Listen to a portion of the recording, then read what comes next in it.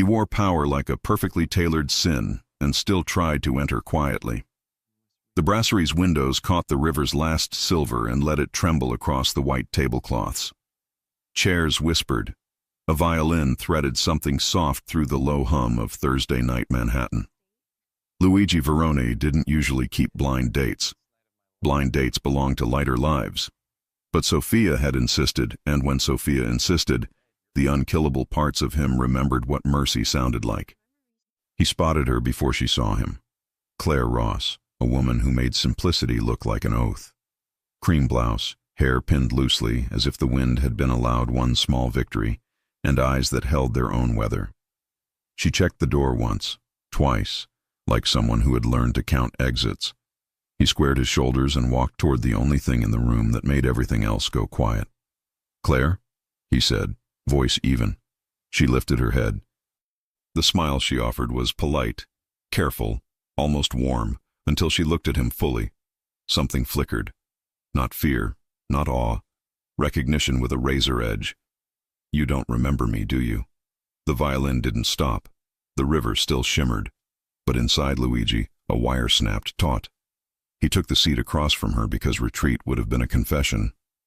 "We've met?" he asked, and the ask was clean, disarming, sincere. Exactly as a liar would do it. Only he wasn't lying. He would have remembered a face like Claire's and the way her voice folded around a sentence as if it could break. "Years ago," she said, and the words landed soft. "High school, not the same classes, not the same world. But one night, your path crossed mine." If this was a play at leverage, it was strange theater. He watched her fingers. No ring. A silver bracelet with a nick near the clasp. Hands that probably wrote on boards and turned pages, not hands that hid blades. He forced the smallest smile. "Then I owe you an apology. And a coffee. I've heard this place does both extremely well." A server drifted by with that New York mix of distance and care. Espresso for him, coffee for her. Silence took a chair at their table and sat down like an old friend. "Your sister said your schedule is impossible," Claire said, stirring cream she never looked at. "I almost didn't come." "Why did you?" He meant it. Her eyes lifted. Weather again. "Because sometimes the universe is stubborn, because there are conversations that wait for years." The door opened and a pair of men stepped in wearing the uniform of forgettable danger, navy windbreakers, clean shoes. Luigi didn't look at them. He let the glass wall do its work, catching all the motion behind her while he kept his attention exactly where it belonged. "Tell me the night," he said. He didn't know why he gave her that. Maybe because he owed the past its due. Maybe because her calm was heavier than anger. She exhaled. "It was a fundraiser on the Upper East Side. I was a scholarship kid drafted to pass trays. There was champagne I wasn't supposed to touch and laughter that didn't need an audience. You were on the steps outside, angry at the world in that specific way 17-year-old boys perfected. A shard of memory pried at him. Winter breath clouding streetlight, the smell of exhaust, someone's cologne like a threat. A girl moving quickly past trouble. "You asked if I was okay," she said. "I said I was fine. You didn't believe me. A senior had been persistent. You stepped between us like you'd been born to block doors." Her mouth tilted, a private smile at an old miracle. "Then you left before I could say thank you."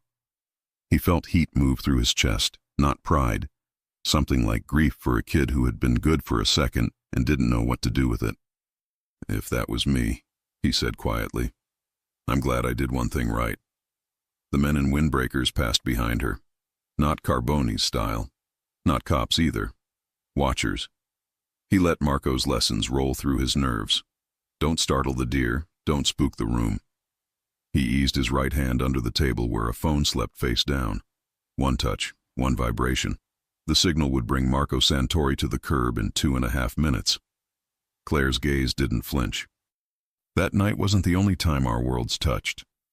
"Go on," he said, even as he was counting windows, angles, faces, and exits, because a life like his had always been 2 conversations at once. "A month later," she said, voice steadying around words she must have carried like a box of old letters. There was a fire in Queens, my uncle's hardware store. He kept prices kind for people who couldn't afford kind. The fire took the store, took him. And the neighborhood whispered the name Veroni like a weather report. Everyone knew not to say it loud. The hum in the restaurant dimmed to a thin wire. Even the river seemed to hold its breath. He looked at her and did not look away. People whisper a lot of names when they don't have the truth. Do you have it? Her question wasn't a blade. It was a bridge with a toll. He didn't answer, because anything he said would be an engineering of trust he hadn't earned yet. Instead, he said, "I'm sorry for your loss." And meant that, too. "Sorry isn't the same as clean," she murmured. The espresso arrived like a small, dark trial. He took it black and drank it like repentance. Outside, a camera flash popped, quick, small, a gnat against glass, and the men in windbreakers peeled off down the block. He set the cup down. "Some people take pictures," he said almost lightly, "because they can't afford stories. I have a story." Claire folded her hands. "And I came tonight to learn if the man in front of me belongs in it." He should have smiled. He should have pivoted to flirtation, to safer ground where men like him said the right clever thing and kept hearts exactly where danger couldn't see them. Instead, he did the thing that felt like lunging off a building to see if he still knew how to fall. "I'm not who I was at 17, he said. "But I'm not a saint. If you came for absolution, you picked the wrong priest." "I didn't," she said. "I came for truth." He nodded once. "Truth is expensive. I don't always have the currency." "And yet you paid once," she said, and her eyes warmed a half-degree. "You stood in front of a girl nobody would have defended, and you paid attention. Sometimes that's everything." The door opened again. This time the air that entered was colder, heavy with the taste of exhaust. Luigi's phone vibrated once. Marco. He slipped a glance at the screen. 2 tails. Across the street. Photo taken. "Carbone? Unknown. Suggest exit." He looked back to her. "Claire," he said softly, "have you ever trusted your instincts so fast it scared you?" "Yes," she said, not blinking. "Good. Because I need you to trust them now. We're leaving, and we're walking like people who decided the night is better somewhere else. I'll keep 3 steps between us. If I tell you to run, you run toward the corner with the florist and the yellow awning. Don't argue." Her chin lifted. "Is this your world asking to meet me?" "It's my world telling me it already has." He stood, his hand at her back not touching. They moved through the warm light and the soft clink in the violin as if they'd been choreographed by the same unforgiving city. Outside, New York had dressed in cold glitter. The river made a sound like teeth. Across the street, the windbreaker men paused, then drifted. He angled Claire toward the florist, counting cars. A black sedan idled half a block down, windows dark with the kind of money that paid for quiet. Marco's SUV slid from nowhere, a shadow stitching itself to the curb. The passenger door opened a breath. "Boss," Marco said, voice a clean sheet of steel. He took one look at Claire and did not flinch.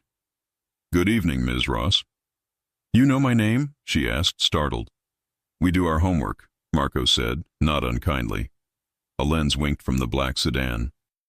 The sedan pulled forward a yard, stopped, pulled forward again. Testing. Daring. Luigi stepped to put his body between metal and woman. "This is ridiculous," Claire whispered. "I teach sophomores." "Monsters love the soft-lit parts of a map," Luigi said. "That's where they leave their footprints." The sedan's window lowered an inch. He heard the insect rattle of a camera again. Not a gun tonight.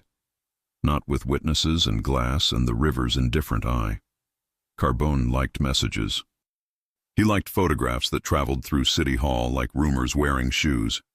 "Get in," Luigi said to Claire, and the way he said it sounded like protection learned the hard way. She didn't argue. There are moments the body chooses who to believe before the brain finishes its vote. She slid into the seat. Marco handed her a blanket from the back, the way soldiers do when the air has teeth. Luigi didn't climb in. He held the door and looked down the block until the sedan blinked its turn signal like a dare and rolled away. He got in, shut the door, and the city became soundproof velvet. Marco eased into traffic with the patience of saints. Claire hugged the blanket, eyes on him. "Is this what a blind date is with you?" "Most of my dates are eyes wide open," he said, and she couldn't tell if it was humor or confession. "I'm sorry your night needed a bodyguard." "I'm sorry your life requires one," she said back, because she was who she was. Marco's gaze cut into the rear view.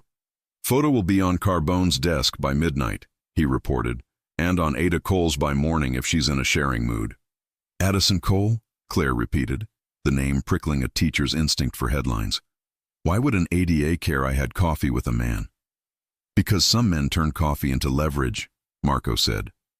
"Marco," Luigi said quietly, and the warning was old and affectionate. Claire watched the two of them, the easy gravity in their orbit, the way loyalty can look like weather that never changes. It did something to her breath she didn't authorize. "My uncle's store," she said into the soft of the car, because the past hadn't finished talking. "People said Veroni set the fire. People say a lot of things. I just want clarity." Luigi didn't look away. "If I find the truth," he said, "and it hurts me, do you still want it?" "Truth doesn't ask if we're ready," she answered. "That's not its job." For the first time that night, he smiled like a man who hadn't learned to yet. "You should never be left alone, Claire Ross." "I've been alone for years," she said, and somehow made it sound like she'd been brave. They reached the curb of a building with doormen who looked like they could read intentions at 20 feet. Marco opened Claire's door. "Third floor," he said. "Short elevator, longer choice." She hesitated, then shook her head. "I can't go into your world tonight." "Good," Luigi said. "Then I'll walk you to yours." "My world is 3 trains and a walk," she said, "and a superintendent who pretends the heat works." "I was hoping you'd let me rewrite the last part." He caught himself, redirected. "Let me at least make the train simpler. I'll keep my distance. Not because I want to." She studied him as if a test had only one right answer. "If you're trying to make me fall for you," she said lightly, "you should know I grade essays, not men. Then let me try for an A in a course I never passed." The line should have been ridiculous. Somehow it wasn't. She nodded, small. 2 stations, no further. "I don't want to owe you." "You saved me first," he said. "What?" "On the steps," he answered. "You looked me in the face and made me stop being the worst version of a boy. Sometimes that's the only rescue a person gets."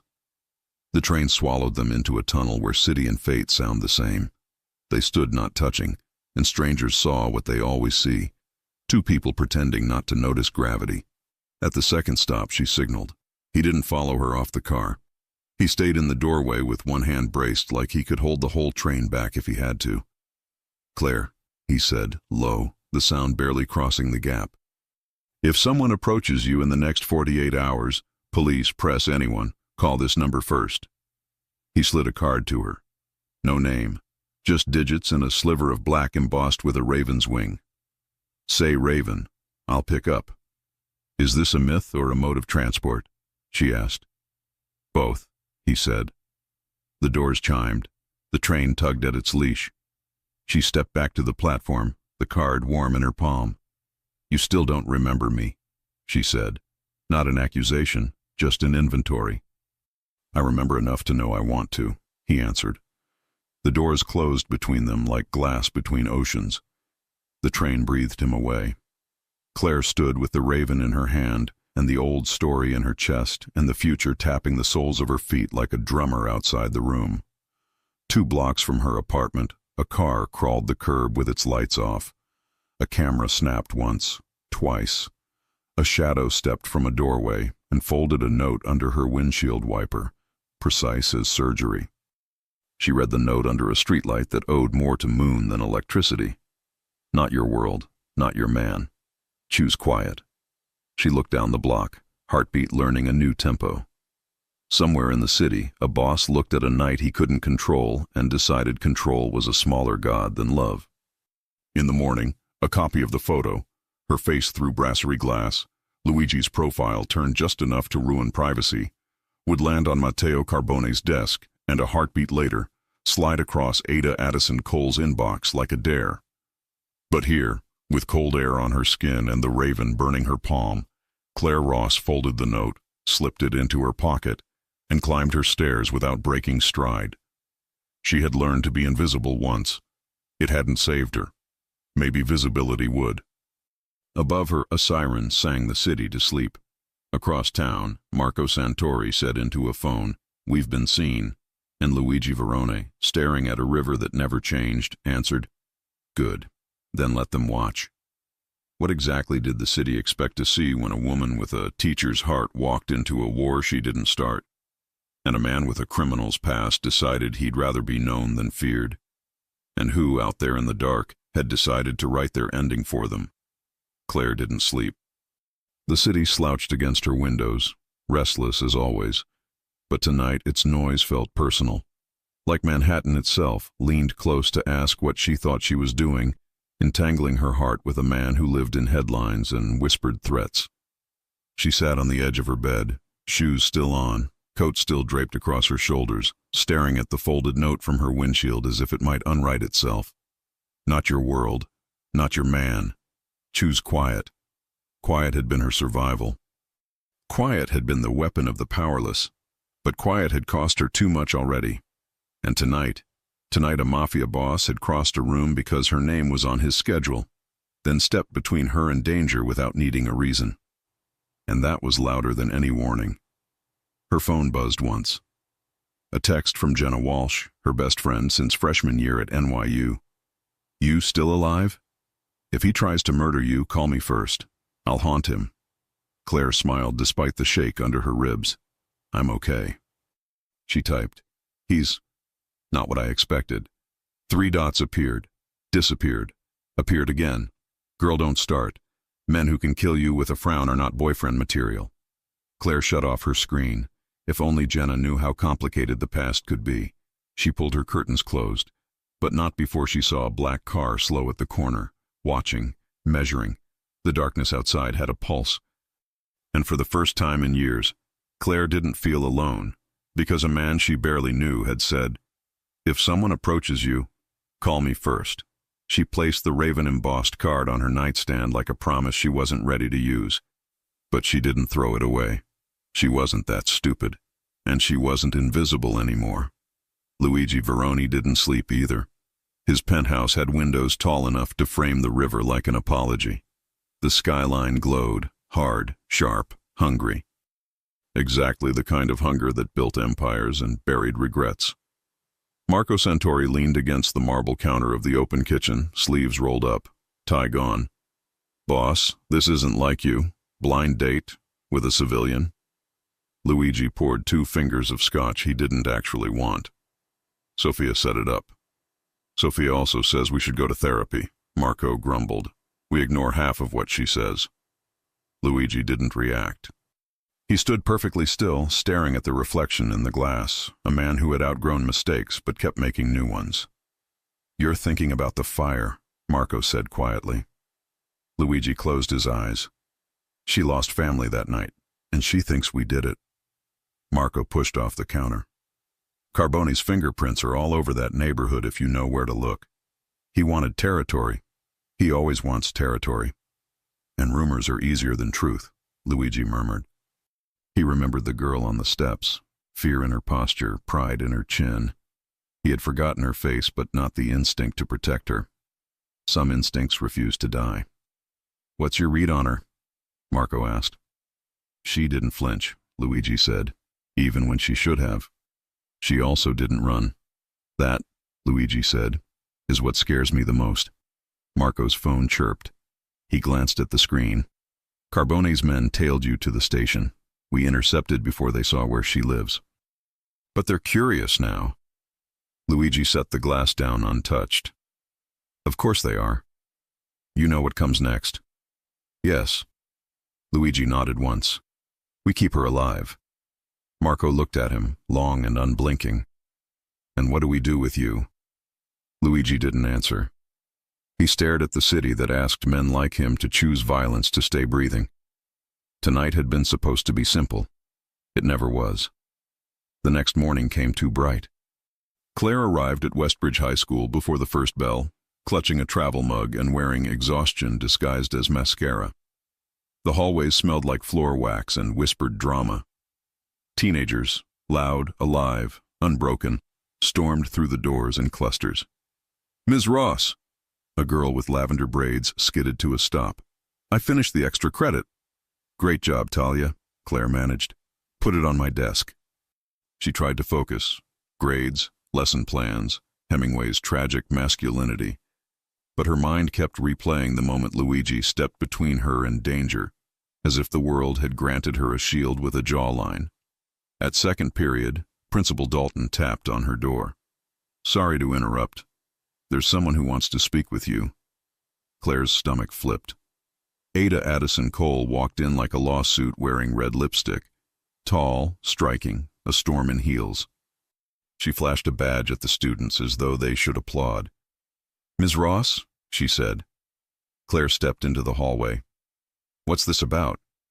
Cole lowered her voice. "Last night you were seen in the company of Luigi Verone." Claire swallowed. "He walked me to the train. That's not a crime. In his world, everything becomes evidence." Claire straightened. "What do you want?" Cole's smile was thinner than truth. "Your cooperation. When someone like you spends time with someone like him, sometimes they see things, hear things." "You think I'm a witness," Claire said. "To what?" "A criminal empire collapsing," Cole replied. "And when it collapses, people get buried in the rubble." Claire bristled. "I teach Shakespeare. I don't spy on crime families." "You could help put away a man responsible for dozens of ruined lives." "And if he isn't?" Claire shot back before she could stop herself. Cole's eyes flashed. "Don't let charm blind you. Monsters don't come with warning labels." Cole handed her a card. "Call me before he does something you'll regret knowing about." Claire returned to class shaking, not from fear, but from anger at someone deciding her story before she told it. Luigi stood in the back pew of St. Anthony's Church in Little Italy, hands clasped behind him, as Father Rinaldi lit a candle for souls who couldn't light their own. "You've come late," the priest said without looking up. "Too late for confession, right on time for consequence." Luigi allowed himself a mirthless breath. "I need to know the truth about the fire in Queens." Rinaldi finally turned. His eyes held decades of secrets and disappointments. "Truth? Ah, that word again. Men in your family bleed for it only when it serves them." "Someone I care about lost family that night," Luigi said. "If we bear that sin, I want to know." "And if you do not bear it?" Rinaldi asked. "What then?" "Then someone else does," Luigi said, "and I will not let her keep grieving the wrong devil." Rinaldi lingered in silence. "Careful, Luigi. Caring is how men like you die." Luigi's phone buzzed. Marco again. Cole spoke to her. "Move fast." The candle flames trembled in a gust of unseen air. Things were changing. After school, Claire stepped into the parking lot and froze. Her tires, both on the driver's side, slashed. She scanned the street. The world watched back. A plain white card was tucked under her wiper blade. Only one word typed in small black letters. Raven. Her hand shook as she pulled out her phone. She didn't want to need him, but she also didn't want to die because she was too proud to dial 10 digits. The call rang once. "Claire," his voice, already moving, already coming.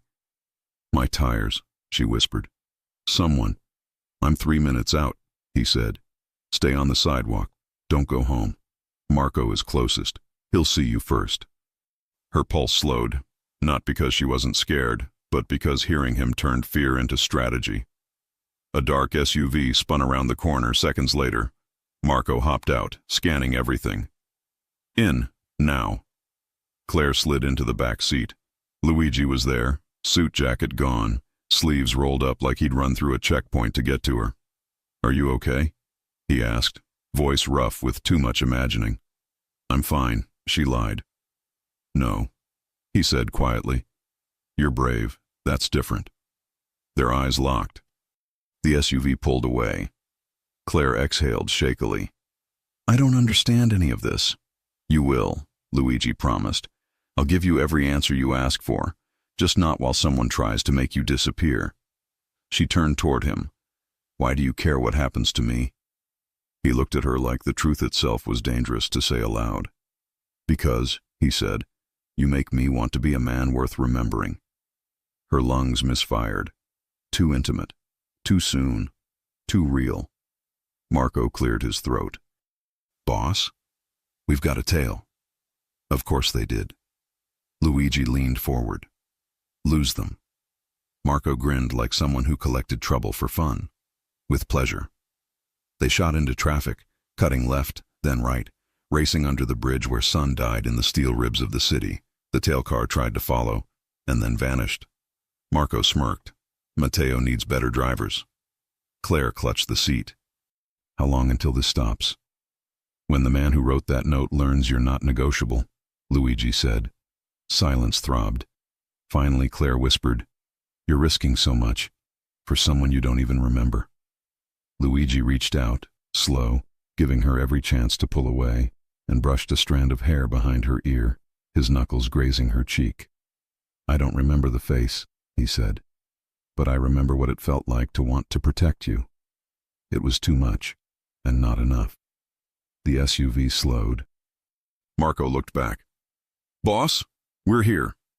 Claire blinked out of the moment and realized they were parked outside a high-rise with mirrored glass doors and a doorman who already recognized who was worth respecting. This isn't my home, she said. No, Luigi said. It's where you'll be safer until I handle what's coming. She shook her head. I can't hide in your world. You're not hiding, he said.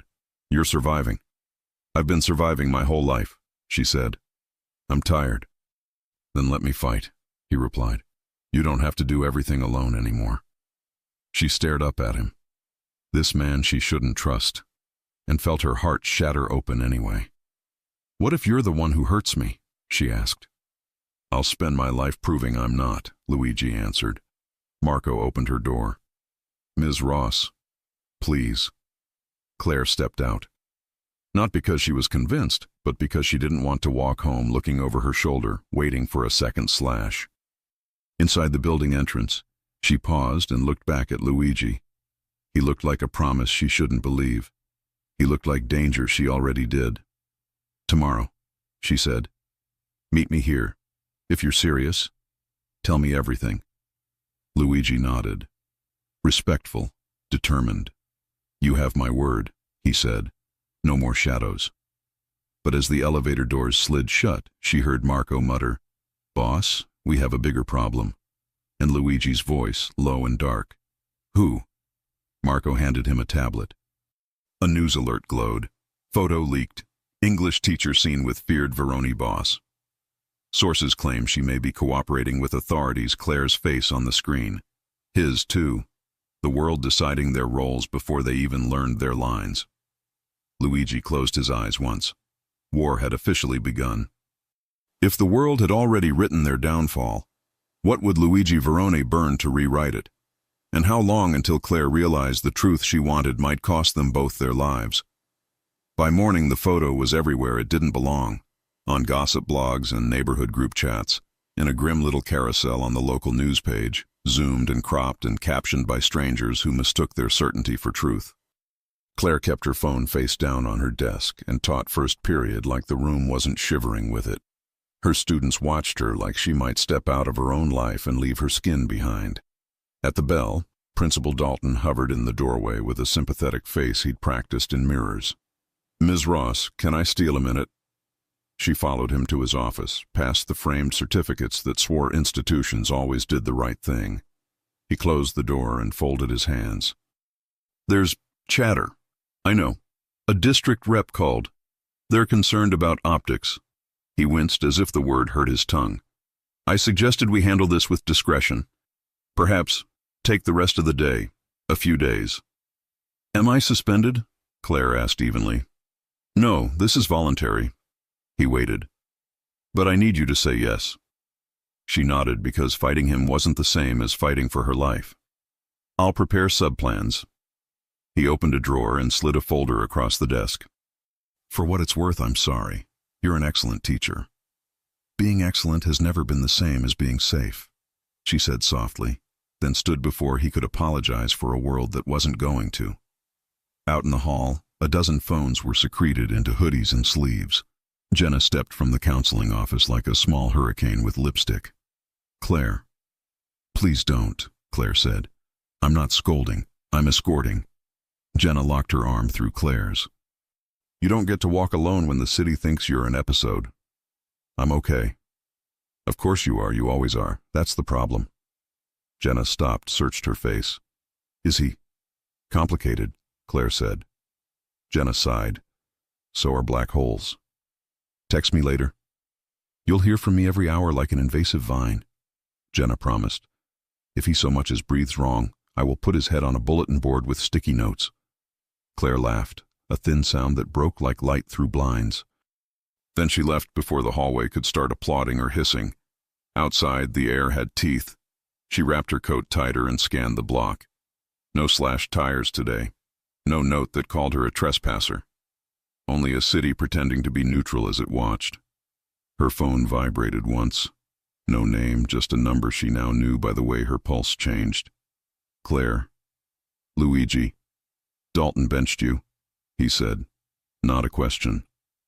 Voluntarily, she said. The district is allergic to scandal. I can sue them into a coma. Don't, she exhaled. I don't want your war touching my classroom. There was a pause at the other end, as if he sorted his words before he let them fall. Let me keep you somewhere no one can reach. One day. Then you can decide to hate me from a safer distance. How persuasive, she said dry. I can cook, he added. She looked up at the gray sky as if it could answer for her. Your penthouse is not neutral ground. I didn't offer my penthouse, he said. I offered a place with locks I trust. And windows? She asked. And windows, he said. You can hate men like me less when there's daylight. She closed her eyes. An afternoon. And you tell me something real. Not just the parts you've polished for public consumption. Agreed. His voice softened. Send me a corner. I'll be there. She texted him the cross streets, then walked, hands in pockets, as if she hadn't agreed to step onto a ledge. The safe apartment was 3 floors up over a florist where the windows always looked like spring. Inside, everything was clean lines and soft edges, oak floors, white walls, an L-shaped couch that could hide a small army of exhaustion. Cameras nested discreetly in corners like well-behaved birds. Marco opened the door before she knocked. Ms. Ross. He tilted his head toward a basket on the entry table. Toss your phone. What? Only while you're here, he said. We scrub, we shield. You step out, you get it back with a hug. She hesitated. Then she dropped her phone into the basket. Trust wasn't a switch. It was a rope bridge that whined the first time you stepped on it. Luigi stood in the kitchen with his sleeves rolled up, chopping garlic like it had personally offended him. A pan hissed. Olive oil breathed perfume into the air. You can cook? She said, surprised into a smile. I grew up watching women do everything, he said. It made me angry for them and better with my hands. She moved to the counter, watching him pivot in that tight gravity men have when they've survived rooms they couldn't control. He tossed tomatoes and basil into the pan, added pasta with a splash of the water like a spell. Sauce is a conversation, he said. Between? What the ingredients think they are and what they could be. She found herself laughing again. You sound like you've given a TED talk about marinara. He slid a plate toward her. Eat before you faint from principle. She took a bite and closed her eyes, shocked by joy. When she looked up, he was watching her the way people watch fireworks. Half delighted, half worried something will catch fire. After, he poured coffee so black it could have been night. She wrapped both hands around the mug and leaned against the counter. Truth, she said. You promised. He nodded, braced his palms on the quartz. I'm trying to take the Verone name out of the business that made it a weapon. Marco thinks I'm naive. Sophia thinks I'm late. And Carbone thinks I'm dangerous because I'm bored of blood. She studied him. Why me? You walked through a room like you'd done it before, he said simply. And you spoke to me like you weren't auditioning. I don't remember the face from those steps, but I remember how it felt to choose to stand in front of you once. My body remembered before my mind did. Her throat tightened. Do you know how unfair it is that you say things like that while you look like that? He grinned, quick, involuntary, boyish enough to be a problem. I can turn around and face the wall. I didn't say stop, she murmured. A knock tapped at the door, soft but coded. 3, pause, 2. Marco checked the screen and opened. Father Rinaldi stepped in with the city folded into his coat. He looked at Claire and something like recognition, no, responsibility, moved through his eyes. Father, Luigi said, thank you for coming. I serve a parish, Rinaldi said. I also serve the mercy of not letting fools ruin what good the Lord has eked out of their lives. He took a chair at the small table, hands folded. Claire sat opposite. Luigi poured him coffee without asking if he wanted it. That told her enough. You lost family in a fire, Rinaldi said to Claire. Not a question. Yes. You were told a surname as if it were a crime in itself. Yes. Rinaldi's gaze drifted to Luigi, then back to her. Your story wasn't told right. She felt the words land one by one, heavy and precise. Are you saying Veroni didn't do it? I am saying rumor is a lazy messenger, Rinaldi replied. Men love an easy villain because easy villains let them stay lazy. Tears burned the corners of her eyes, the kind that arrive when you realize you've been starving for water you didn't know existed. She blinked them back because crying in front of dangerous men broke rules she hadn't written but had learned by heart. Who? She asked. Rinaldi spread his hands. Names matter to law. Patterns matter to priests. That neighborhood belonged to men who wanted to collect grief the way others collect rent. When grief piles high enough, it changes how people vote, where they shop, who they trust. The man who benefited most from that fire was not sitting at this table. Carbone, Luigi said quietly. Rinaldi didn't confirm. He didn't have to. Claire exhaled like she'd been underwater. She didn't feel vindicated. She felt tired, all those years believing one story because it was the only one offered. Why didn't anyone say this before? She whispered. Fear buys silence at wholesale, Rinaldi said, finishing his coffee. And your uncle, God rest him, wouldn't have wanted his niece to mouth other men's wars just to make sense of pain. He stood, coat whispering. At the door he paused. Luigi. Yes, Father. Truth is not a weapon you get to use only when it spares you. He looked at Claire again.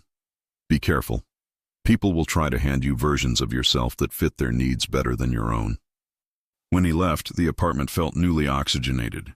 Claire stared at the table, at the tiny circle of coffee the priest's cup had left. If it wasn't you, she said to Luigi, why didn't you ever say that out loud? Because I didn't know for certain, he answered. And a denial without proof is a kind of lie. She searched his face for arrogance and found only a complicated kind of shame. You've been carrying a sin that wasn't yours. My family has real sins, he said. I can't tell you the name of every man who paid for them. I can tell you I'm done adding to the list. She nodded.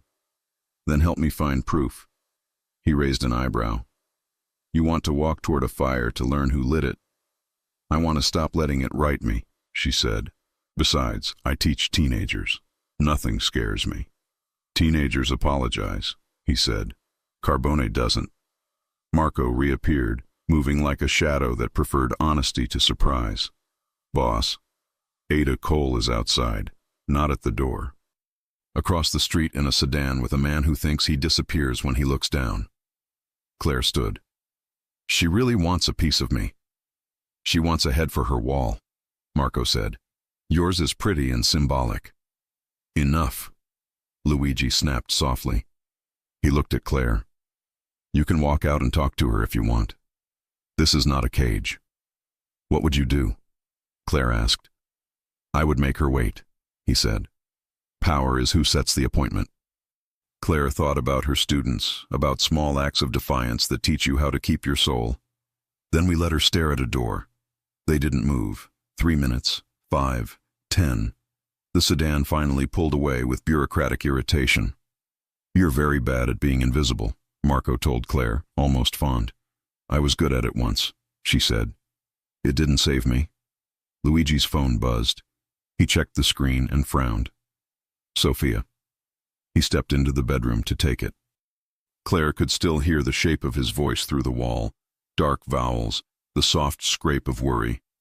He returned with a face composed enough to fool a judge and sat on the arm of the couch instead of beside her, as if distance could stop gravity from doing its favorite trick. "Sophia wants me to leave town for a week," he said. "Let heat pass."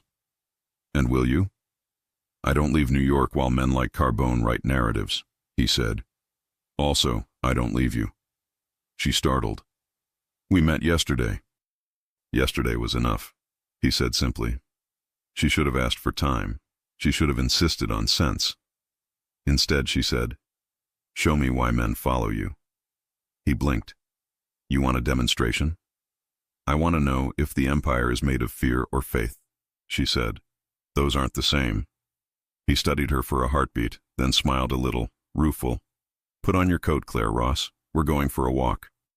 They kept to streets with witnesses, a produce market that smelled like summer in cans, a barber shop with Saturday jazz drifting out on a weekday, a deli whose owner looked like he'd survived 4 economies and 3 heartbreaks. Inside the deli, a thin man with a mustache like a smudge rang up a line of construction workers with hands like geography. When he saw Luigi, he stiffened, then relaxed, relief moving through him like heat. "Mr. Verone," he said, "I have it." "You have nothing," Luigi said, scanning the shelves. "You have salami and gossip. I like the first one." The man flushed. "The collectors came yesterday." "Matteo's?" Luigi asked. The man nodded. "How much do you owe?" 7,000, he whispered. "They added late fees." Luigi looked at the counter display of lollipops in a chipped glass jar. "How much for one of these?" 50 cents. Luigi pulled a thick envelope from his coat and set it on the counter like a paper brick. "I'm buying 14,000 lollipops in advance, for the neighborhood. You'll hand them out to kids until June. Every kid, every day. When Carbone's men come, you hand them a lollipop and tell them Verone already paid. If they break so much as a toothpick in here, I'll bill them for the glass." The man's mouth fell open. "I can't." "You can," Luigi said, not unkindly. "And you will." The man swallowed and nodded so hard something in him looked close to breaking and then building itself better. Outside, Claire walked 2 steps without speech. "That wasn't charity." "No," he said. "It was a receipt." "For what?" "For belonging. I can't fix the city. I can refuse to let it forget who it is." They reached the corner where traffic made impatient noises. Claire touched his arm. He looked down, surprised at the gesture, then released his breath like he'd been holding it since the deli. "Thank you," she said. "For what?" "For buying lollipops and not my silence." He smiled then, the kind that rewrites the day. "I'd like to buy your time." "For what?" she teased, lighter now. "To make you dinner at my place at an hour when only cooks and criminals are awake." "Which one are you?" "Depends who you ask." It was nearly midnight when he carried groceries into his penthouse and kicked the door shut with a man's carelessness that had nothing to do with care. He hung his jacket on a chair instead of a hook and rolled up his sleeves again, and the act felt like a confession. "Stay out of my way," he said, pulling knives from a drawer. "I turn into a tyrant around onions." "You already are a tyrant," she said, amused, toeing off her shoes. "True, but I never raise my voice to garlic." He made her a bowl of something that tasted like secrets, told only to people who had proved they wouldn't turn them into weapons. She ate perched on a stool while he leaned on the counter and told her stories about the old neighborhood. The summer hydrants opened like small fountains. The women who could feed a block from 2 pots and a prayer. The boys who grew up to be enemies because no one taught them a better way to be important. At 2 a.m., the city outside pressed its face against the glass. He stood beside her at the window, not touching. Their reflections looked like strangers holding their breath. "I hate that I like you," she said, very quiet. I expected to pay a higher price, he said. She turned to him. He was too close.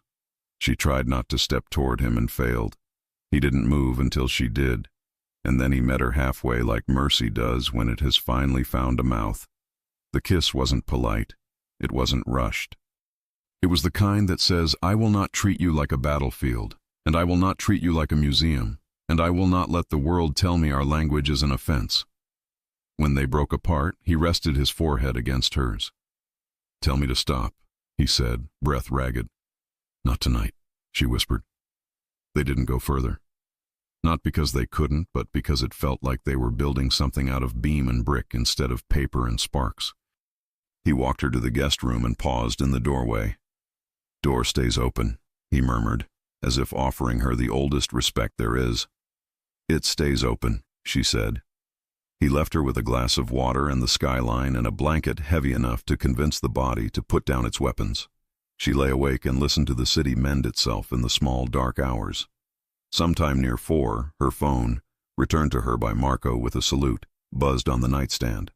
A text from an unknown number. You're writing a story that doesn't belong to you. I write the endings. M. Her stomach iced. She stood and crossed the hall. Light still burned beneath Luigi's door. She knocked once. He answered immediately, hair rumpled, tie abandoned. She handed him the phone. He read. His eyes went very still. Matteo, he said. Is that his signature? She asked. His vanity, Luigi said. What do we do? We refuse to let a coward ghostwrite us. He reached for her hand, and she let him. It surprised her less than it should have. A soft chime sounded through the penthouse, the discreet doorbell of a life that keeps nighttime company. Marco walked in from the secondary entrance like a man who thinks sleep is for people less employed by fate. Boss, he said, jaw tight. He set a small evidence bag on the counter. Inside lay a single wooden match, head scorched, and a scrap of receipt paper charred along one edge. Claire's breath snagged. What is that? Marco's voice was flat. A reminder. From whom? From the man who wants you to spend the rest of your life apologizing for being seen, Marco said. It was taped to the downstairs door. Timed camera loop, 30 seconds of blindness. Luigi stared at the scorched match until the glass in the windows felt thinner. He looked up at Claire. Tomorrow we go to the source, he said. We pull every public record on your uncle's store, permits, complaints, insurance claims, fire marshal notes. We follow the ledger until it says a name out loud. And if the ledger doesn't say it, she asked, then we make the city say it. He answered. Outside, a siren wrote a red line down the avenue. Somewhere in the dark, a man smiled and believed in inevitability. Claire stood barefoot on cold tile, a mafia boss's fingers warm around hers, a city watching, a priest's warning echoing. Truth is not a weapon you get to use only when it spares you. The scorched match seemed to glow in its plastic tomb. If this was the beginning of something, it was one with walls thick enough to take a hit and windows wide enough to let the world witness the next one. Who had slipped through 30 seconds of blindness to leave a match at a door 30 floors below the city's conscience, and how many seconds did Claire and Luigi have before those 30 turned into 0? The scorched match in the evidence bag sat on the counter like a small, patient threat. Morning made it look harmless. Morning was a liar. Claire drank coffee she couldn't taste and watched Luigi move around the kitchen with the quiet purpose of men who have survived too many dawns. He'd rolled his sleeves again. She was learning that he did that when he meant to work, fight, or love. She tried not to think about which one came first today. We start with paper, he said. Paper forgets less than people. Fire reports, she answered. Permits, complaints, insurance logs, anything that has to be spelled. Marco has a clerk at City Records who owes him 12 pastries and a favor. We'll bring both. He slid her his spare leather jacket without asking. It swallowed her shoulders and smelled like cedar and rain. She zipped it and hated the way safety could feel like surrender and salvation at once. In the elevator, she felt the air change, that hush cities make when they decide to witness rather than interfere. He stood close, not touching. When the doors opened to the garage, his hand came down, firm at her waist, guiding her back a step so he could go first. "Rule 1, he said. "I enter, I scan, I take the first hit." "And Rule 2? She asked, because she couldn't help the stubborn spark in her. "Rule 2, he murmured, eyes sweeping the shadows. "You let me." Possessive, controlled. It should have rankled. It melted something she'd granted over years. They rode in silence to a block where the courthouse looked like a sermon in stone. Inside city records, dust dared them to complain. A clerk with a bun and a gaze that could reject gods met them at the counter. Marco set a white box of pastries on the ledge like a peace offering.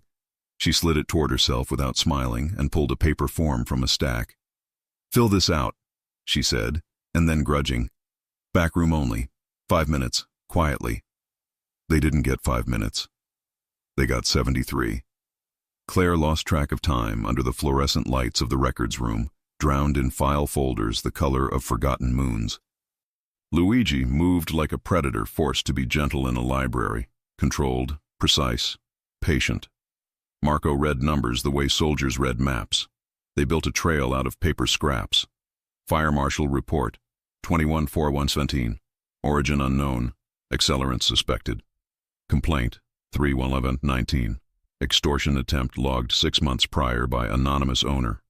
Insurance claim flagged, paid fast, too fast. Pushed through by an adjuster who, 3 months later, bought a new car outright. Marco tapped a line item with the blunt tip of a pencil. "Here." Claire leaned in. Ledger entries from a non-profit shell, Riverside Youth Initiative, wired donations to 3 small businesses on the block in the year before the fire. 2 refused the money. Her uncle accepted $5,000 for a community paint day.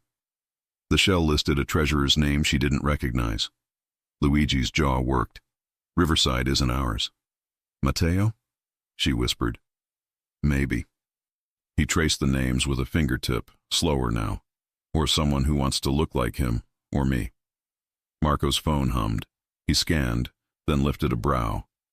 Adjuster, the one who paid the claim, made a campaign donation the next year. To a city councilman who used to share cigars with Carbone behind the Belmont Club. "Names and patterns," Claire said, hearing Father Rinaldi's voice as if he'd followed them into the dust. They copied everything they could legally copy. The clerk pretended not to see, then waved them away with a sigh that said she was choosing the right sin. Outside, the air sharpened. City light turned stainless, winter catching on corners. Claire tugged Luigi's jacket tighter and tried not to count the eyes she imagined on them. "Lunch," Marco said. "Your sister's orders.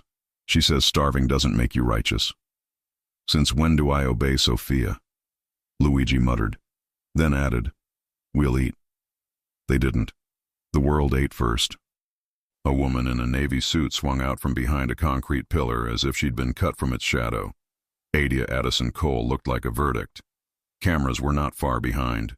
You could hear their breath more than see them. "Mr. Verone," she said. "Ms. Ross." What a civic-minded pair. Luigi's hand found Claire's hip. Firm pressure, no panic, a claim made without cruelty. "You're following a teacher into a public building?" he asked. Bold optics. "I follow crime scenes," Cole said. "The ones that haven't happened yet." "Then you're early," Luigi said. Cole's eyes slid to Claire. "We could talk somewhere you're not acting. Just us. I bring coffee. You bring truth." Claire held the ADA's stare. "Truth doesn't like coffee. Truth likes safety," Cole said softly. "He won't give you that." Luigi didn't rise. He didn't snap. He lowered his voice until the air leaned in. "Don't use her because you can't corner me. Come for me directly. I'll give you a time." Cole's smile cut. "I'll come for what helps me win." She handed Claire a card. "When he fails you, call." "Is there a world where you're wrong about him, Ms. Cole?" Claire asked. Cole's jaw ticked. "Not one I get paid to visit." She turned and walked back toward her car. No cameras. Just the threat of them. The badge was the lens. Claire didn't realize she was shaking until Luigi's palm pressed lower at her hip, reassuring and territorial. "You okay?" he murmured. "She makes me want to argue in a courtroom," Claire said. He smiled without humor. She does that to people. They ate in a corner of a quiet trattoria that pretended fame didn't exist. He ordered like a man who had once had to beg kitchens to feed him after closing. She watched him the way anthropologists watch tribes they admire and fear. "Tell me something true that costs you," she said when the plates were cleared. He sat back. The sunlight caught the scar along his knuckle. White, neat, old. "I fund scholarships. I keep my name off them. It doesn't absolve. It doesn't undo. It feels like pouring water on a field I helped dry." "How many?" she asked, surprised by the ache that rushed her chest. "A dozen. 2 dozen. It changes," he said. "Sometimes it's books. Sometimes it's rent. Sometimes it's shoes that won't ruin their feet." "And me?" she asked. "What am I to you? Charity? Penitence?" His eyes lifted and something hungry and careful burned there. "You're not mercy. You're not penance. You're gravity." The word rolled through her like heat. She felt it land low, where wanting becomes decision. He paid in cash, left a tip that would embarrass anyone else, and walked her through the afternoon like a bodyguard hired by the heart. When a cyclist took a corner too sharp and nearly clipped her, he grabbed her waist and pulled her back against him. Fast, firm. She felt his breath in her hair and something like prayer move under his ribs. "You're mine to protect," he said before he could edit the claim. She should have corrected him. She didn't. "Then do it right," she said, breathless and braver than she'd been yesterday. They reached the safe apartment above the florist at golden hour. The light made glass look like a forgiving lake. Inside, Marco killed the alarm and began his ritual of checking locks like a pianist warming up. Left, right, middle, repeat. Claire moved toward the window. Her reflection met hers. A woman who had gotten used to being nobody's first choice, standing with a man who terrified the city and handed her safety like a vow. He came up behind her, close enough that she could feel the heat from him, not touching yet. "If you tell me to keep 3 feet between us, I will," he said quietly. She turned. The distance vanished itself. 3 feet feels like a lie," she said. He cupped her jaw, thumb along her cheekbone, slow enough that she could stop it. She didn't. He kissed her the way a man kisses when he's memorizing. Pressure, pause, breath, deeper. She met him line for line. His other hand found her hip, anchored her there, a firm circle of possession that didn't bruise. She arched into him and felt his restraint like a storm bound by a leash he refused to cut. "Tell me to stop," he whispered against her mouth. Words hot, control absolute. "Not tonight," she said again, and felt him smile into her. He backed her to the wall, not hard, not soft. Exactly the pressure that says, "I'm here, I'm not leaving. I know where you end and I begin." His mouth left hers to find her throat, reverent and claiming. She breathed his name like a surrender, and he answered it with care. When he finally stepped back, it was because his phone vibrated with that particular insistence Marco used when he hated to interrupt. Luigi pressed his forehead to hers 1 beat more, choice, not apology, before he answered. "Santori." Marco's voice was too even. "Bring her into the hall. Now, don't touch the car." Luigi's eyes cut to Claire. Every muscle went still. "What did you find?" "A gift glued under her wheel well," Marco said. "Timer is asleep. Trigger is a kiss sensor. Arm when door opens. We've got 60 minutes until someone decides to wake it up with a call." Claire's skin went cold. "Is it likely?" Marco said. "Yes. Big? No. Ugly? Yes." Luigi's body rearranged. Man, then weapon, then man again. He took Claire's hand, firm, and guided her toward the hallway fast, steady. "In the corridor, back against the wall," he told her, voice low and lethal. "Hands where I can see them. Do not touch your pockets. Breath slow. Look at me." She did. His pupils were wide. His control was wider. They waited. 30 seconds. A minute. On the intercom, Marco's voice came wrapped in cotton and calculation. "I've got a tech on the line. Homemade. Not Carbone's A-team. This is a vanity bomb. I can disarm without waking it." "Can I help?" Luigi asked. "You can stand still and consider the ways you're going to make him regret his hobbies," Marco said. "Give me 5. 5 minutes filled with the sound of air. Claire's heart tried to break out of her chest. Luigi stepped in until his body became a wall she could lean on. He bracketed her head with his forearms, creating a human room only they fit inside. "I've got you," he said, quiet, absolute. She nodded because words would shake. He bent, kissed her forehead, possessive, protective, and her eyes went wet without her permission. "Boss," came Marco at last. "Done. It's a hollowed GPS puck with an amateur's dream inside. The dream is over." Claire exhaled all at once. Her knees softened. Luigi felt it and took her weight like he'd meant to all along. His hand came to the back of her neck, warm, strong. "You're safe," he said. "Am I?" She forced a laugh that wasn't amused. "He put a bomb under my car because I had dinner with you." "He put a bomb under your car because he can't get to me," Luigi said. "He's going to learn a new thing." "What's that?" "That I'm harder to hurt when I'm holding something I refuse to lose." Her stomach flipped the way it does on bridges. "Am I something?" "Not something," he said. His thumb stroked once at the hinge of her jaw, a line that felt like a vow. "You're the line." Marco came up the hall holding a small clear container with the dead device inside. He showed it like a museum exhibit. "Baby teeth," he said, "but he'll grow them if we let him." "We won't," Luigi said. Marco flicked him a look. "Then we talk about your sister." "Sophia?" Claire asked, startled. She'd only seen Sophia in passing once, in a photo on Luigi's sideboard. Dark hair, tired eyes, a surgeon's hands and a saint's posture. "She called me," Marco said. "Someone tried to lure her out of the hospital with a fake emergency consult. She smelled it and refused. Smart. But her name is in the air now." Luigi's jaw tightened. "She goes nowhere without security." "She threw my men out last time," Marco said.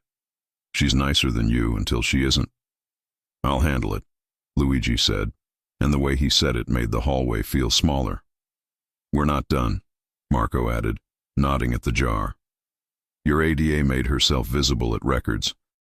She'll find out about this in an hour and claim you staged it." "Let her," Luigi said. "She can stand beside Carbone and explain the match at my door." Claire scrubbed at her face. "I hate this." "You hate being a pawn," Marco said. "Good. Pawns survive by moving with purpose." "Has he always talked like an instruction manual for war?" she asked Luigi, a thread of humor hooking through fear because she needed it. "Since he learned words?" Luigi said, and Marco didn't deny it.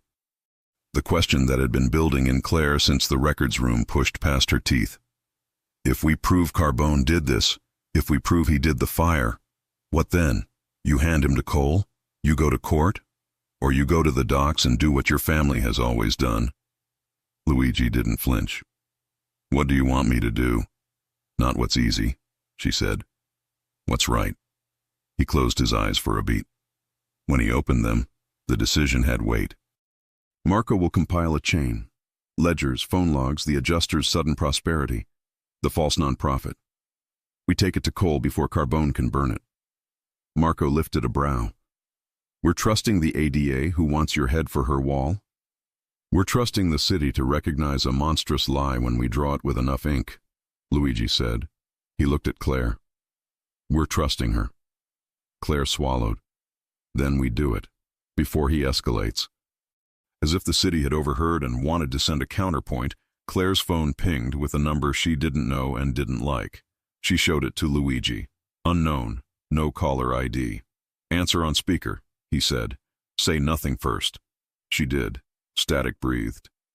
Then a voice, silk over gravel. "Ms. Ross, you've made yourself very decorative on the evening news. Teachers should be careful about extracurriculars." "Matteo," Luigi said, calm, deadly. "Say hello to a man who doesn't fear you." A chuckle. "Luigi, I wondered how long until you started using women as shields." "Come upstairs," Luigi said. "We'll see what I use." "Tempting," Matteo replied. "But no, I prefer you fat with hope. It makes the fall athletic." "What do you want?" Claire asked, because fear had finally hardened into anger. "I want you to stop pretending you're the heroine," Matteo said. "This is a city of men. Stories end the way I say. The line clicked dead. Marco pocketed Claire's phone, jaw iron. He'll try something public next. He wants a crowd.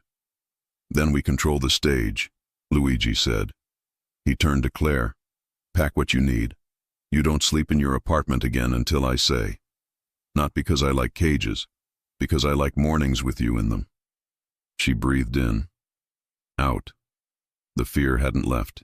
It had shape now. Okay, she said. But tomorrow we bring Cole the ledger. We force her to look. We will, he promised. She went to the guest room to throw clothes into a small bag. Luigi watched her go, watched the line of her spine, the set of her shoulders.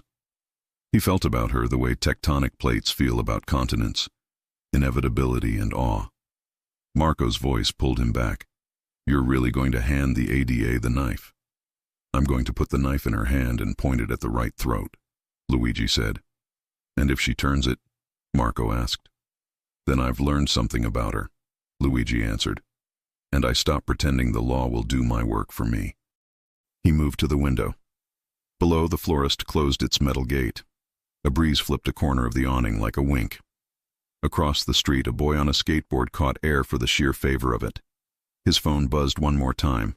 Sophia. He picked up on the first vibration. Where are you? He asked. At the hospital, she said. I'm fine.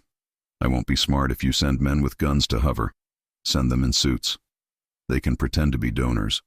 He smiled despite the coil in his chest. Done. Luigi, she said, gentling, be careful with your heart. I'm better with it now. Are you? Sophia asked. Or are you just finally brave enough to admit you have one? She ended the call before he could promise something he might not be allowed to keep. Claire returned with the bag. He took it from her and slung it over his shoulder because he wanted the simple, old-fashioned intimacy of carrying her weight. At the door, she touched his chest, once over the place that had learned to forget it was a heart. You'll keep your word? About the ledger? About Cole? I will, he said. And you'll keep your hands on me like that when the walls start to shake? She asked, a blush in her voice that would have knocked lesser men to their knees. He leaned in, mouth at her ear, claim wrapped in velvet. I'll keep my hands on you even when the city tries to take them. Possessive, controlled. It was exactly what she'd chosen. They stepped into the hall. A city exhaled, preparing for its next scene.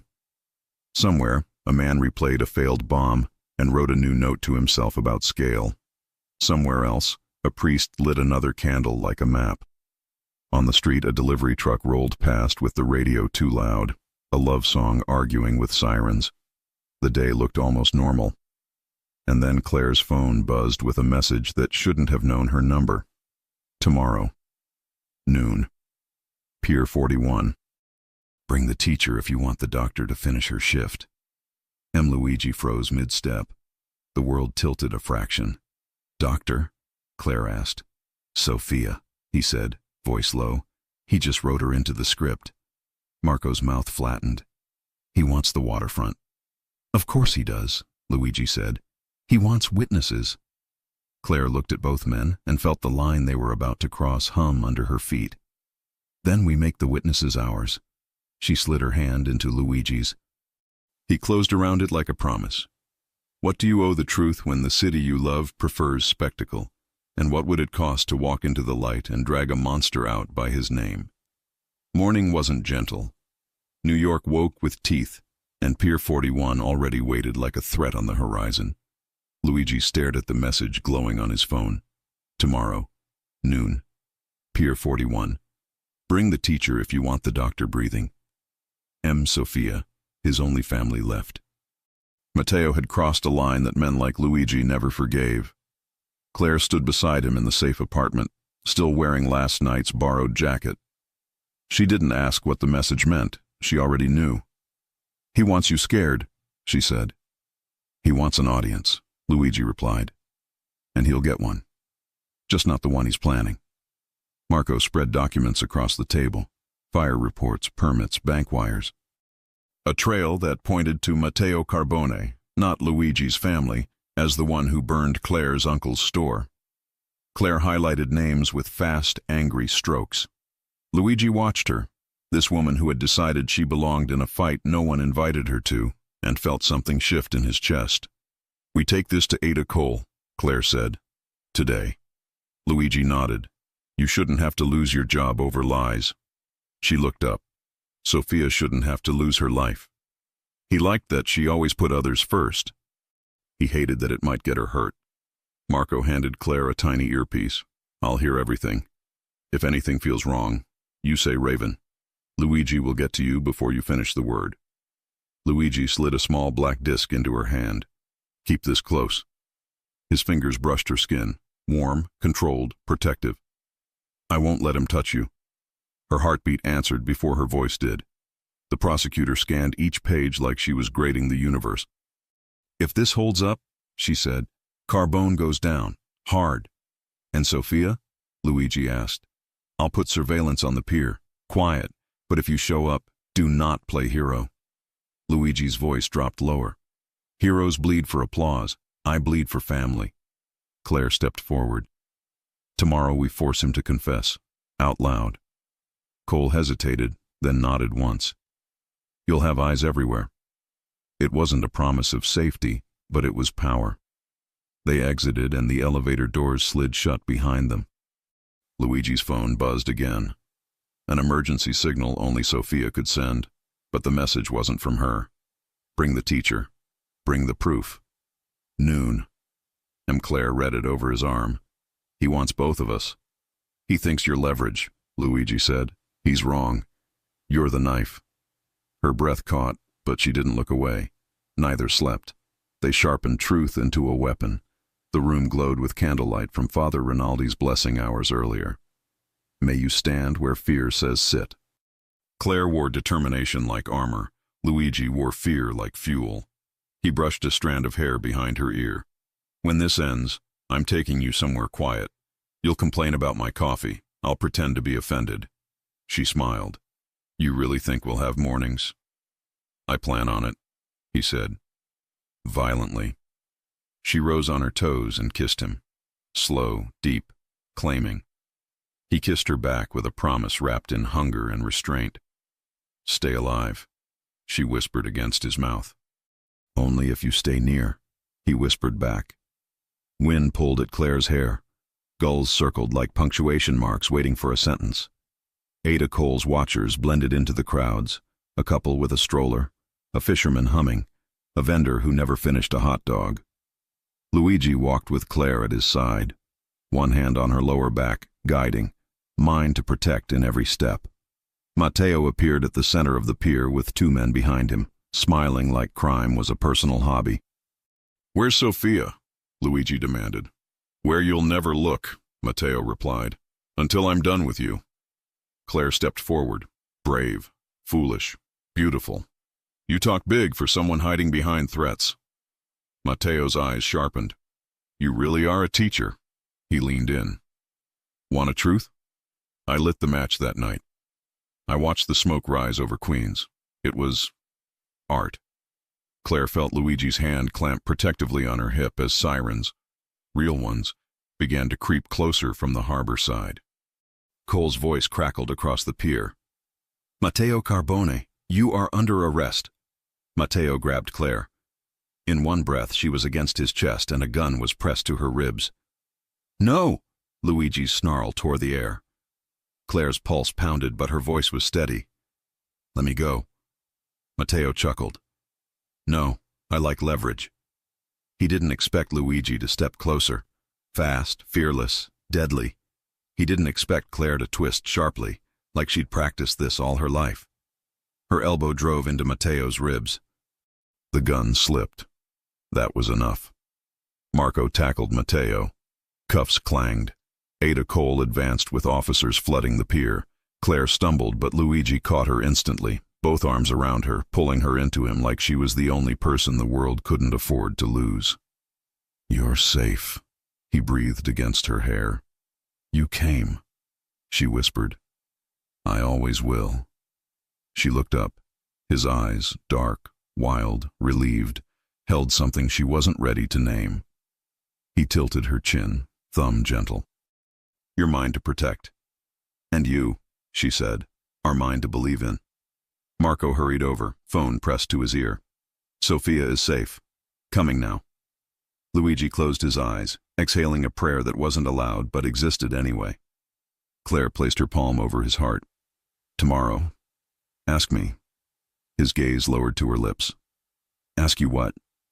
She smiled like the future. Whatever you're dying to ask.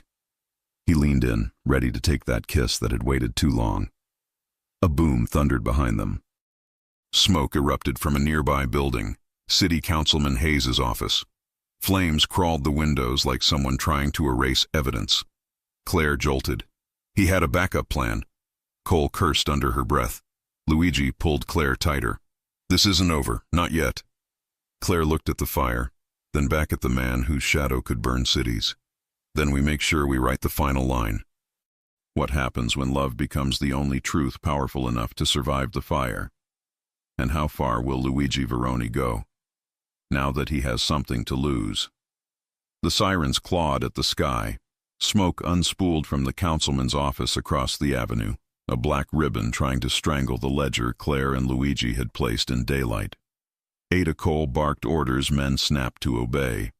Marco was already on a call that would turn sprinklers, permits, phone pings, and campaign donors into a dragnet. Claire stood with her palm flat on Luigi's chest, feeling the hammer of a heart that had sprinted through a lifetime to get here. He covered her hand with his, eyes burning with relief and the new fear that follows it. We're not done, she said. No, he answered. We're seen. He turned to Cole. Hayes isn't smart enough to light that match alone. And Carbone's in cuffs, Cole replied, eyes on the fire. So who's mopping his mess? His money, Marco said, holstering his phone. His junior wolves, but the cameras are pointed where we need. Cole's plainclothes fanned out. Across the water, the ferry horn cut through smoke like a judge's gavel. Go, Cole told them without softening. Sophia's en route to the pier. ER team has her. I need your statements in an hour. Luigi's face shifted, war melting around a brother's worry. Claire nodded toward the access road. We'll be at the ambulance. They moved, together, fast, through curious tourists and a city that had decided it could finally stare openly. An EMT swung open the back doors. Sophia Veroni sat on the gurney, hair disheveled, cheek bruised, eyes clearer than anyone's had a right to be after a kidnapping. About time, she said, and then she saw Claire. You must be the reason my brother forgot to breathe. Claire laughed through the choke in her chest. I didn't mean to be. Don't apologize for oxygen. Sophia slid off the gurney and hugged Luigi hard enough to prove blood is a sacred inconvenience. You brought the city. You bit a man, Luigi said into her hair. I'm a surgeon, Sophia replied. I know where to make it count. They broke apart. Sophia took Claire's hands with quick, clinical tenderness, checking pupils and pulse and something deeper. You're steady, she said. Keep him that way. We will, Claire said and startled herself with the plural. Marco stepped up with news that smelled like victory and gasoline. Cole has Hayes' staffer in cuffs. The adjuster's bank account is frozen, and a warrant just kissed the nonprofit's fake books. Also, this is almost romantic. The priest sent a text. Light makes liars sweat. Sophia groaned. Rinaldi and his fortune cookies. His fortune cookies saved our lives, Luigi said. Good, Sophia said. Then make sure the bill goes to Carbone. Cole arrived with purpose like weather in heels. Your turn, Veroni, and Ms. Ross, I'll need your line exactly as he said it. Claire repeated the sentence that had ended a rumor 15 years long. I lit the match that day and watched the neighborhood learn the Verone name wasn't the only one carved into the sidewalks. The words felt like a door opening and someone finally stepping into the right room. Cole's pen stopped. We'll charge Hayes for destruction of evidence, Carbone for arson, extortion, racketeering, conspiracy. If they try to wriggle, we tighten. She looked between the three of them. I'm not promising sainthood for your family, but I am promising the right sinners get named. And after? Claire asked. When the city gets bored and clicks away? Cole's expression shifted a half degree, almost gentleness. After I go back to being the villain in his friends' dinner parties. And you, she nodded at Claire, go back to teaching people the difference between truth and story. And him? Claire tipped her head toward Luigi. Cole's gaze flicked to the river. He can decide whether to be a headline or a human. Then, don't make me regret today. You won't, Luigi said. You chose the right fire. Cole left with her small army. Sirens receded. Smoke thinned to a scraped line. Sophia squeezed Luigi's forearm. Go, she said to Claire. Walk him somewhere normal before he turns this into a strategy meeting. Boss, Marco warned. Phone up again. Carbone's lawyer is already on TV. Loves kids. Hates fire. You can't answer him with shadows. We won't, Luigi said. He looked at Claire. Come with me. Where? She asked. Somewhere that feeds people real, he said. They walked a dozen blocks into a neighborhood that had memories for rent. A neon sign blinked diner in the window, like an oath that never learned to spell better. Claire slid into a booth that had been broken in by arguments and proposals and pie. A waitress with a pen behind her ear poured coffee like forgiveness. This, Claire said, is our cathedral. It's where tomorrow waits when the city shouts too loud, Luigi said. They didn't speak for a moment. They let the bell over the door and the sizzle from the kitchen and the clatter of a teenage dishwasher knit the world back together. Tell me the worst version of today in your head, Claire said at last. That I wanted to wrap you in iron and hide you, Luigi said. That I would have burned the pier to keep you breathing. That I almost let fear write me like Carbone does. What stopped you? She asked. You, he said simply. And the way you walked into a sentence and asked for I. She smiled at the memory that had cut handcuffs around a man's tongue. He couldn't resist himself. You didn't resist yourself, Luigi said softer. You were the bravest person on that pier. She lowered her eyes to the coffee, then back to him. I was terrified. Courage doesn't ask fear to leave, he said. It sits with it and speaks anyway. The waitress set down pie, apple for her, lemon meringue for him. Claire laughed. You ordered for me. I asked the kitchen what they'd make for a woman who saved a city from a habit, he said. What did the kitchen say? Apple, warm, a scoop. She took a bite. The cinnamon hit like childhood, the warmth like something she hadn't realized she'd missed. He watched her, then reached into his jacket and set a small box on the table. No flourish, no speech. Just an object heavy with intention in a room that had seen both better and worse. Luigi, she said, breath catching. He didn't open it. He placed his palm over it instead. I built a life out of controlling doors and windows. I know how to make rooms safe. I don't know how to make mornings, but I want to learn with you. In this country, in this city, in a home where my name stops making other names afraid. Her eyes stung. He kept going. I'll sell what I have to sell. I'll turn Verone into something the phone book doesn't whisper about. Security, logistics, community grants that don't need my name. I will testify if Cole asks. I will stand where fear says sit. I will put my hands on you like a vow and take them off like a gentleman when you ask. He exhaled. Marry me, Claire. Not because I'm cleaned. Because I'm cleaning. Because I chose you in a world that hates choosing anything soft. She could have asked for time. She could have said not yet.